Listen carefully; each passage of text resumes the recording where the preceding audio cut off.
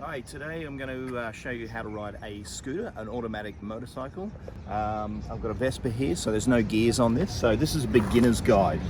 So the first part of this film, I'm just going to talk about posture. Getting on the motorcycle, you'll notice that the exhaust is over here. This is the hot end. You'll also notice that the bike's leaning this way. So this is the side we always mount the bike and dismount from. Okay. So with posture, I'll start from the top. So first of all, with your eyes should be looking towards the horizon. The benefits of doing this is when you're looking toward the horizon, you can see a big picture, you can see all the traffic, but you can also, in your peripheral vision, you can see the road surface as well, which is very important when you're riding, so you can avoid any problems on the road.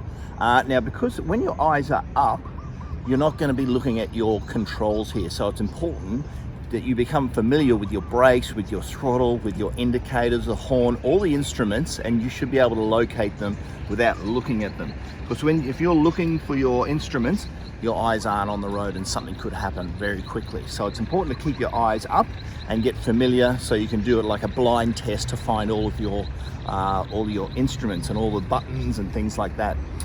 This is important too if you're a beginner and getting familiar with the bike. Just do this out in the back streets, because when you're out amongst the traffic, there's a million things that's going to distract you. So if you need to look down and think, where is the headlight? It can be actually quite dangerous. So in the back streets, get familiar with your instruments. Now, another thing about your sight, if your eyes are down and you're looking at just like a meter or two in front, you actually miss what's happening up ahead, all the traffic up ahead. So you can just practice that with yourself, looking down and seeing you've lost your vision up ahead. But if you look up, you've got your vision up ahead, but you've also got the road surface below. So eyes should always be toward the horizon. Now with your hands, you'll notice with this is the throttle here. And you'll notice it's spring loaded.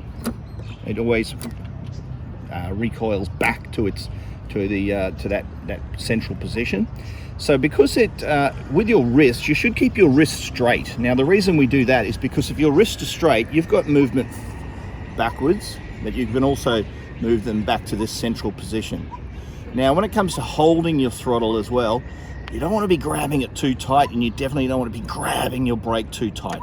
The technique is, if you can imagine you own a pet bird, you've got a budgerigar or a canary.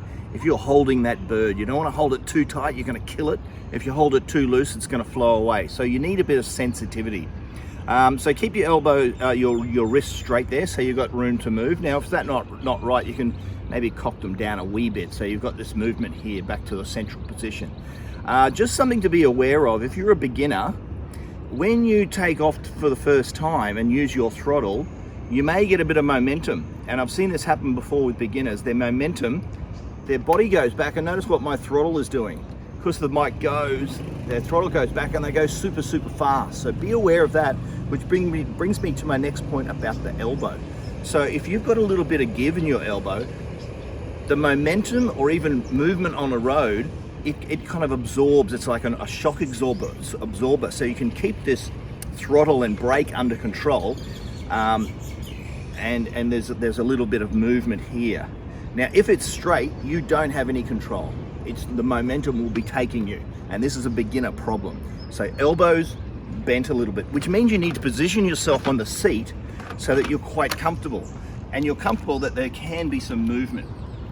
Yeah, so wrists and elbows, just position them correctly. Now, also talking about shoulders, there comes a time, and I'll do this later in the video, which is about turning and kind of dropping shoulders or dropping elbows to help you turn as well. So we'll focus on this a little bit later. Now, yeah, so position on yourself on the seat so you have good access and you can actually turn freely. If you're too far back, you won't have control. If you're too far forward, also, you're not going to have much control or power there. Not much control. Okay, so that's about posture. The other thing too, and I see this happen with beginners, is their feet are out. You don't actually have much balance when your feet are out. In fact, it's best if you've got a step-through bike like this, your feet should be up toward the front of it, not at the back here. So up towards the front, that way you've got kind of like a base or a support that you can. Okay, so with your center of gravity, if you can remember, if your body is out wide, you've got less control.